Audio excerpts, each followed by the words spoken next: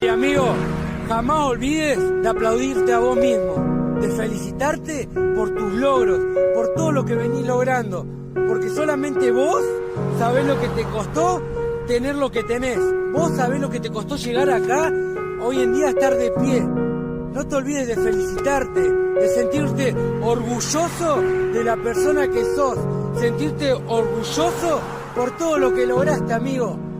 No seas cruel con vos y no esperes la aprobación de nadie, no esperes un abrazo de nadie, no esperes que los demás te estén aplaudiendo por todo lo que venís logrando. Solamente vos tenés que aplaudir.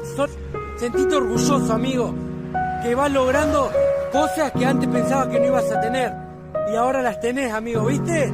Seguí luchando, seguí trabajando y cuando pienses que las cosas no funcionan, seguí, que Dios tiene lo tuyo.